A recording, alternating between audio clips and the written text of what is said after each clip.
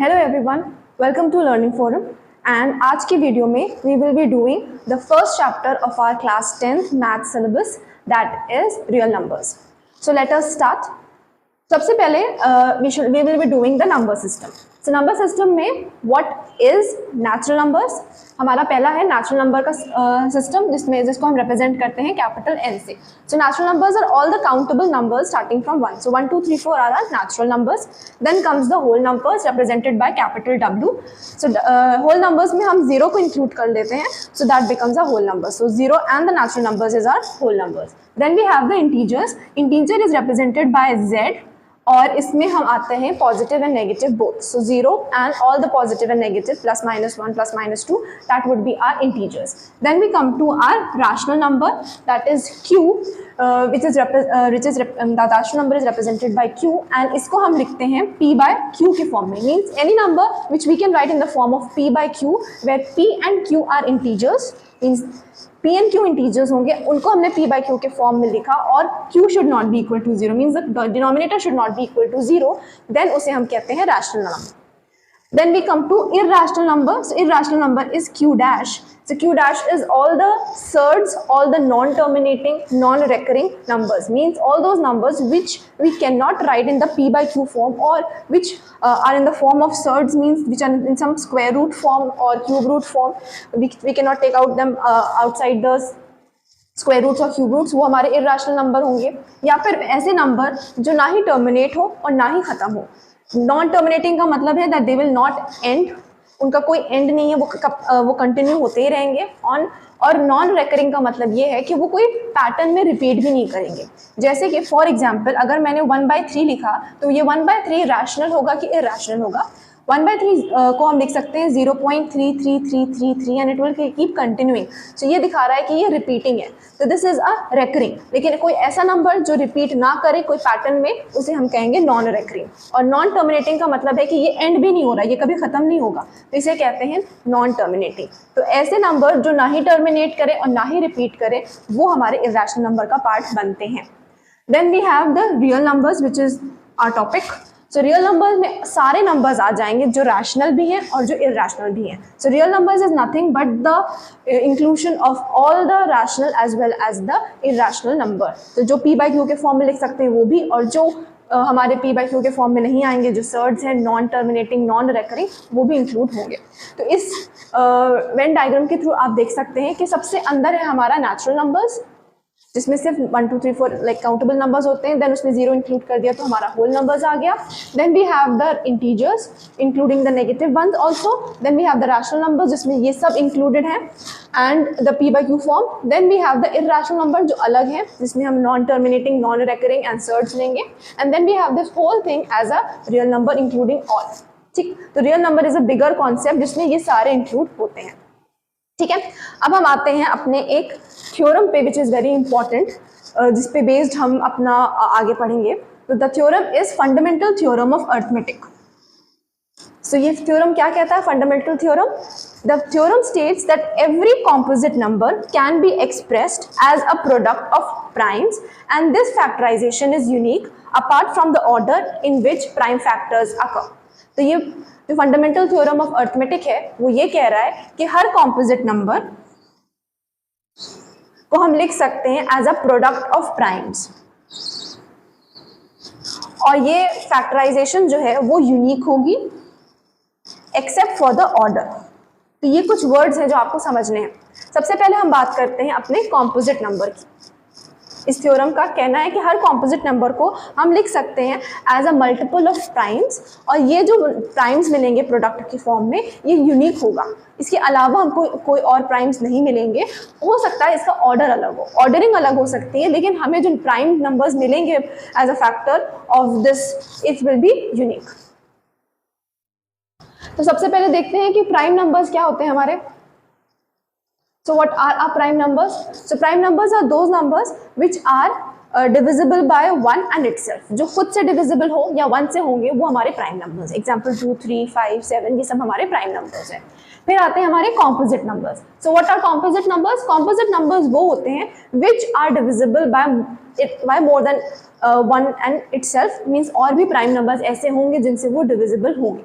जैसे कि 6 ले लीजिए, 6 जो है वो 1 से भी डिविजिबल है, अपने से भी डिविजिबल है, 2 से भी डिविजिबल है, 3 से भी डिविजिबल है, सो that is a composite number. तो ये हमारा कॉम्पोजिट नंबर है।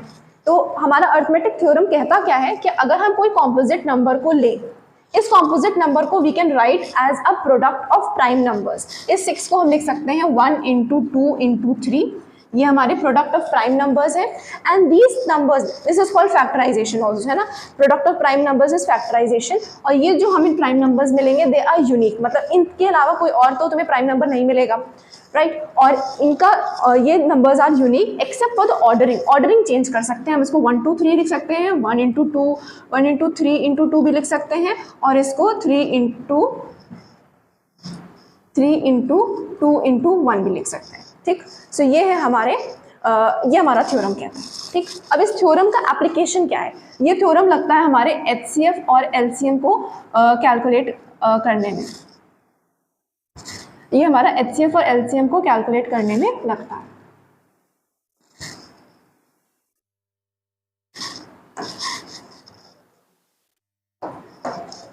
तो HCF क्या होता है? HCF होता है हाईएस्ट कॉमन फैक्टर, मतलब दो नंबर्स के बीच में जो कॉमन फैक्टर है वो हम देखते हैं एंड हाईएस्ट डिग्री उसकी देखते हैं। तो अगर हमको किसी भी दो नंबर्स के बीच में या मोर देन 2 नंबर्स के बीच में HCF फाइंड करना है, so what we have to do, we have to take the common factors, common prime factors लेने हैं और उनकी स्मॉलेस्ट डिग्री लेनी है, ठीक। और LCM में क्या करना रहता है, हमको सारे फैक्टर्स लेने हैं दो नंबर्स के बीच में और उनकी ग्रेटेस्ट डिग्री लेनी है। तो ये ध्यान रखना है कि हमको HCF लेना है, हाईएस्ट कॉमन फैक्टर लेना है। So we have to take all the common factors between the numbers and their smallest degree. और LCM में क्या करना है, we have to take all the factors and their greatest degree, ठीक है। इसको हम लोग अप्लाई करते हैं एंड इस पे एक स्टेटमेंट टाइप की है या एक रिजल्ट टाइप का है which we should keep in mind. वो क्या कहता है कि HCF एंड LCM का product is equal to the product of the two numbers. दो नंबर्स का अगर हम HCF और LCM फाइंड कर रहे हैं तो उनका जो प्रोडक्ट होगा वो बराबर होगा HCF और LCM उस नंबर का जो आया है उसके, ठीक है। इसका भी हमें एप्लीकेशन होता है। तो कभी कभी वो आपको HCF और LCM में से कोई एक चीज मिसिंग दे देंगे और दोनों नंबर दे देंगे, so we can find from there.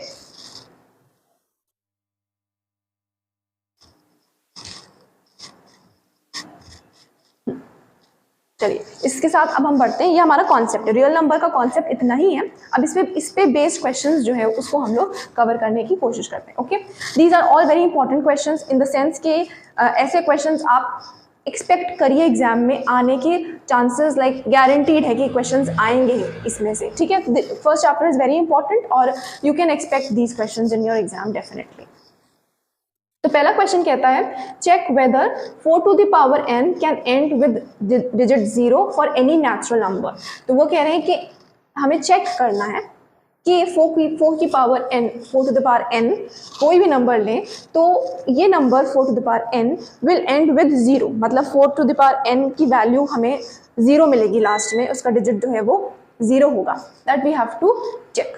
और n जो है वो कोई भी नेचुरल नंबर हो सकता है। ओके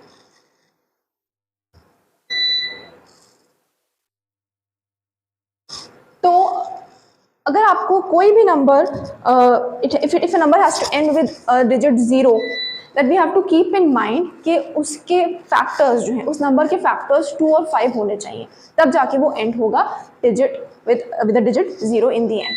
तो इसलिए for any number two end with 0 it must be divisible by 5। 5 से वो डिविजिबल होना चाहिए। 5 और 2 का दोनों ही का प्रोडक्ट होना चाहिए। यहाँ पे 5 so 4 to the power n should have 5 as its prime factor। 4 का अगर आप फैक्टर्स देखिए 4 to the power n के, 4 का फैक्टर क्या होगा 2 और 2, इसका 5 तो फैक्टर होता नहीं है। इस वजह से ये कभी भी आपका, चाहे आप n की कोई भी वैल्यू ले लें, n 1 2 3 4 कोई भी ले लें, it will never and with the digit it will never end with the digit 0 in the end। And में 0 आपको कभी नहीं मिलेगा 4 का, क्योंकि हमें चाहिए है इसमें फैक्टर 5 भी। जब 4 का फैक्टर 5 और 2 दोनों होगा तब हमको 0 मिलता है digit. So for 4 to the power n to end with 5 as its prime factor, 4 to the power n के फैक्टर्स हमें मिले सिर्फ 2।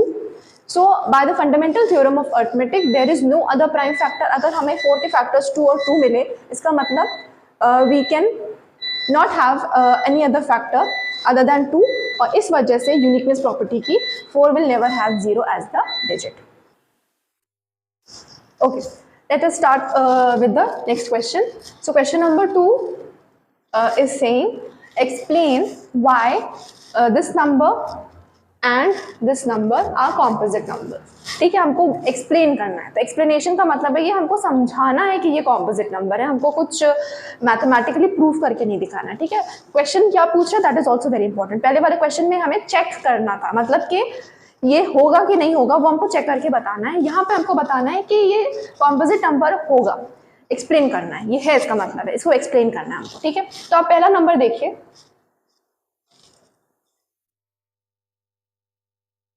आप इसका पहला नंबर देखिए 7 × 11 × 13 + 13. ठीक, इसमें से हम 13 कॉमन ले सकते हैं फर्स्ट टू टर्म्स में से. तो हमको क्या मिलेगा 13 कॉमन 7 × 11 + 1. ठीक, वैसे ही दूसरा नंबर देखिए, इसमें हमारे पास ये जो 5 है we can take 5 common from both. हम 5 कॉमन ले सकते हैं इन दोनों में से और हमको ये नंबर मिलेगा.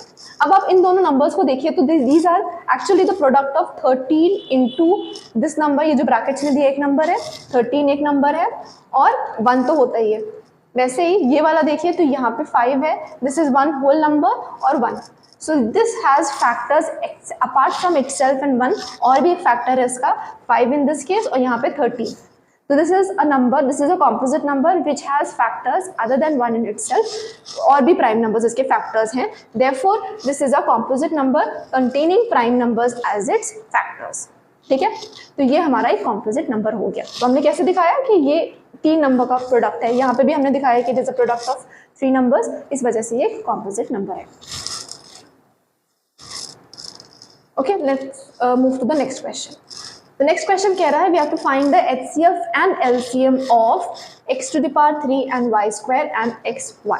तो अभी हमने देखा था कि हमारा जो HCF होता है वो क्या होता है, it is the highest smallest power of the common factors. सब common factors लिखने हैं पहले और उनकी जो smallest power है वो HCF होती है. और LCM क्या होता है, सारे फैक्टर्स लेने हैं और उनकी जो हाईएस्ट पावर है. ठीक, तो यहाँ पे जो हमारे फैक्टर्स हैं वो x और y हैं और इनकी स्मॉलेस्ट पावर क्या है इन दोनों में, इसकी स्मॉलेस्ट पावर है x की 1 और y की भी 1. तो हमारा HCF हो गया xy.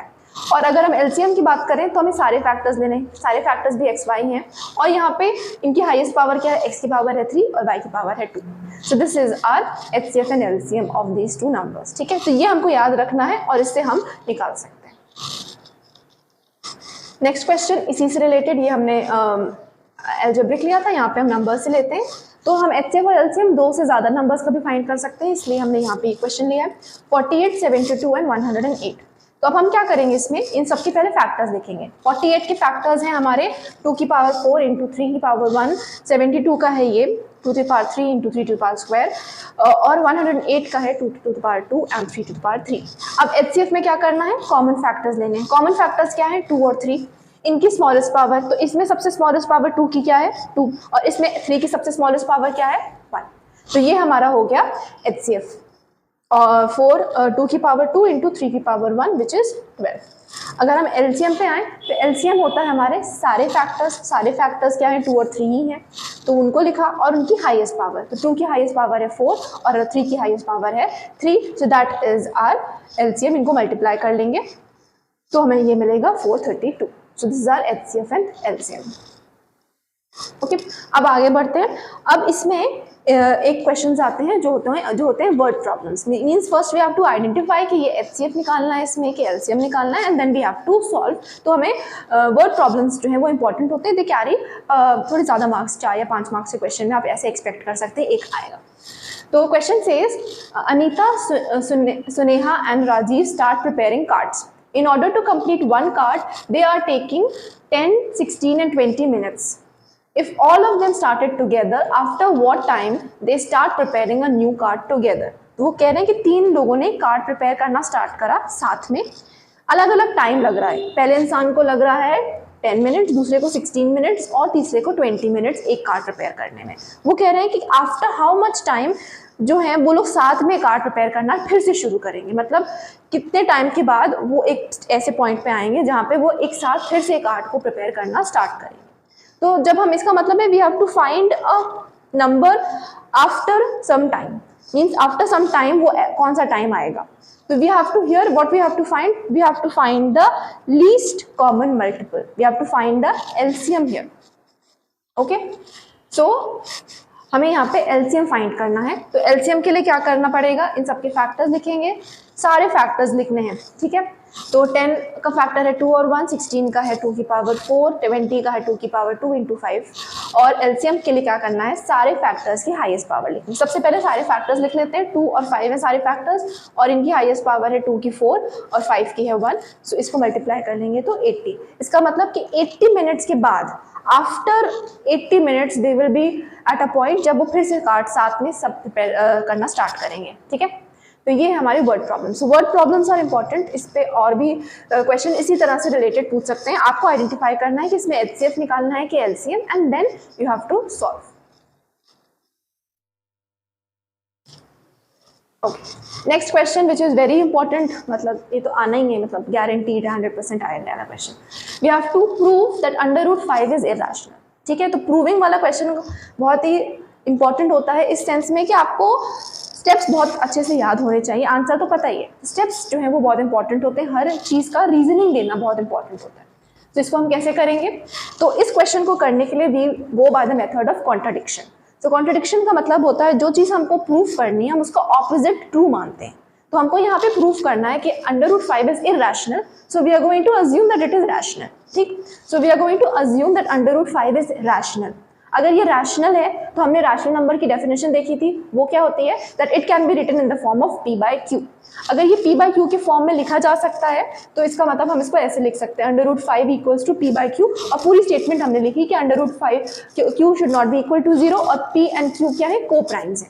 अब को प्राइम्स का मतलब क्या होता है कि वो नंबर्स जो जिनके बीच में कोई कॉमन फैक्टर नहीं है. ठीक, जैसे कि 2 और 5 अगर हम ले लें तो 2 और 5 को प्राइम्स है बिकॉज उनके बीच में कोई भी कॉमन फैक्टर नहीं है एक्सेप्ट 1.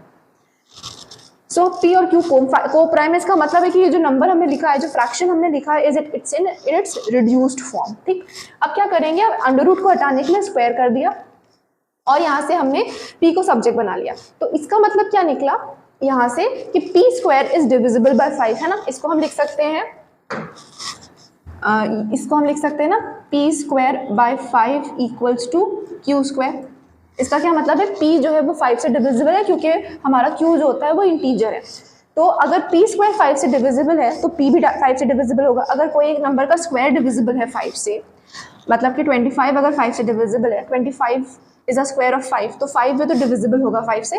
दैट इज वाई हमने यहाँ पे लिखा है कि 5 divides p², this implies that 5 also divides p. उसके बाद अगर ये डिवाइड कर रहा है तो हम इसको लिख सकते हैं p can be written as 5m. m is a any number, कोई भी नंबर हो सकता है, नेचुरल नंबर. उसके बाद इसका मतलब हम p की जगह रख सकते हैं 5m. 5m हमने p की जगह रखा इक्वेशन 1 से और हमने सॉल्व किया तो 5m द होल स्क्वायर है ये. तो ये हो जाएगा 25m² इक्वल्स टू 5q². सो हमें यहाँ पे मिला 5q² इक्वल्स टू m². इसका मतलब क्या है कि q² is also divisible by 5. ये आ रहा है ना, यहाँ से हम ये लिख सकते हैं q² इज डिविजिबल बाय 5. अब अगर q² जो है वो डिविजिबल है 5 से तो q भी डिविजिबल होगा. पहली वाली स्टेटमेंट जैसे लिखी थी वैसे ये भी लिख रहा है. इसका मतलब कि 5 जो है वो p को भी डिवाइड कर रहा है और 5 जो है वो q को भी डिवाइड कर रहा है. पर हमने माना क्या था कि p और q जो है वो कोप्राइम्स है. कोप्राइम्स मतलब उनके पास कोई भी कॉमन फैक्टर नहीं है अदर देन 1. लेकिन हमारे प्रूविंग से पता चला कि 5 एक कॉमन फैक्टर आ जा रहा है p और q को डिवाइड करता हुआ, which means that this is contradicting our assumption. ये जो हमने माना था और जो हम ला रहे हैं वो डिफरेंस आ रहा है. क्यों आ रहा है, बिकॉज हमने जो माना था वही गलत है. So this contradiction arose because of our wrong assumption. और हमारा अजम्पशन क्या था कि हमारा जो √5 है वो रैशनल है. तो अगर हमारा अजम्पशन गलत है तो बात सही क्या है, अगर अजम्पशन था कि वो रैशनल है वो गलत है तो इसका मतलब कि √5 इज रैशनल, इरैशनल. ठीक, so assumption being wrong, this proves that √5 is irrational. ठीक, ये तरीका है. अब आपका √5 की जगह कोई भी स्क्वायर रूट दे दे, √3 दे दे, √7 दे दे, √11 दे दे, कुछ भी दे दे, आपको तरीका यही है सॉल्व करने का, प्रोसीजर यही फॉलो करना है. And you can solve any number जो भी इसमें ये फिक्स कर देंगे. ठीक, this question is very important. इस क्वेश्चन को देखिए, ये क्वेश्चन जो है कभी कभी इसको कंबाइन कर देते हैं पिछले वाले से। तो आपको क्या कह सकते हैं, इसके दो पार्ट हो सकते हैं, prove that under root 3 is irrational and also prove this part. तो पहले आपको अंडर रूट 3 का इरेशनल वाला प्रूफ दिखाना है प्रीवियस क्वेश्चन की तरह, और उसमें ऐड कर देंगे फिर ये वाला पार्ट कि इसको कैसे दिखाएंगे कि ये इरेशनल है। तो this one is comparatively easy to show, ये वाला थोड़ा आसान है आपको दिखाना। इसमें हम क्या करेंगे, वही अजम्पशन करेंगे, मेथड ऑफ कॉन्ट्रडिक्शन से ही करेंगे। सबसे पहले मानेंगे कि 3 minus under root 3 is rational. ठीक, अगर ये रैशनल है तो पी बाई क्यू के फॉर्म में लिखा जा सकता है। हम इसकी स्टेटमेंट लिखेंगे और वहाँ पी और क्यू को इंटीजर्स मानेंगे। उसके बाद क्या करेंगे, यहाँ पे अंडर रूट 3 को एक साइड कर देंगे और सारे नंबर्स को एक साइड कर देंगे। तो अंडर रूट 3 को एक तरफ सब्जेक्ट बना दिया और सारे टर्म्स को एक साइड कर दिया। अब हमको क्या मिला, अपना लेफ्ट हैंड साइड देखिए, लेफ्ट हैंड साइड है 3q minus P upon Q. सारे नंबर्स यहाँ पे इंटीजर है, 3 इंटीजर है, p एंड q इंटीजर है। तो ये जो हमको नंबर मिलेगा वो एक रैशनल नंबर होगा। ठीक है, because all the rational numbers adding subtracting will give you a rational number. और under root 3 is irrational, right hand side जो है हमारा इरैशनल है, हमने अभी प्रूफ करा था पीछे। तो अंडर रूट 3 हमारा इरैशनल है और लेफ्ट हैंड साइड हमारा रैशनल है। लेफ्ट हैंड साइड रैशनल आ रहा है और राइट हैंड साइड हमारा इरैशनल आ रहा है। तो दिस इज एक लेफ्ट हैंड साइड इरैशनल और राइट हैंड साइड हमारा, sorry, right hand side irrational और लेफ्ट हैंड साइड रैशनल, दोनों बराबर है और दोनों अलग हैं, ऐसा तो पॉसिबल नहीं हो सकता है। सो दिस, इसमें भी हमारा कुछ गलत बात आ रही है। तो this is, there is also arising a contradiction. तो ये कॉन्ट्रडिक्शन क्यों आ रहा है, क्योंकि हमने गलत अज्यूम करा था। तो हमारा अजम्पशन गलत था, और क्या अजम्पशन था कि ये हमारा रैशनल है। तो गलत अजम्पशन की वजह से हमारी कॉन्ट्रडिक्शन आ रहा है, इस वजह से हमने जो माना था वो गलत है। तो स्टेटमेंट सही क्या है कि this is our irrational, 3 minus under root 3 is irrational. तो ये बात हमने प्रूफ करी, पर इससे हम कंक्लूजन क्या ड्रॉ कर सकते हैं कि the sum or the sum of a rational or an irrational number, or the product of a rational and an irrational number, or a division of a rational and an irrational number is always an irrational number. तो अगर किसी rational number को और irrational number को add करें, subtract करें, multiply करें या डिवाइड करें, so we will get a irrational number. ठीक है, जैसे कि अगर हम 3 और माइनस अंडर रूट 3 को मल्टीप्लाई करें तब भी हमको जो मिलेगा वो एक इरैशनल नंबर होगा। इसको डिवाइड करें, इसको हम डिवाइड करें तब भी हमको जो मिलेगा वो इरैशनल नंबर होगा। इन दोनों को माइनस करेंगे तब भी हमको जो है इरैशनल नंबर मिलेगा। और एडिशन में तो हमने अभी देखा ही। ठीक, तो चाहे ऐड करें, सब्ट्रैक्ट करें, मल्टीप्लाई करें, डिवाइड करें, दो रैशनल, एक रैशनल और इरैशनल को, we will get an irrational number. ठीक,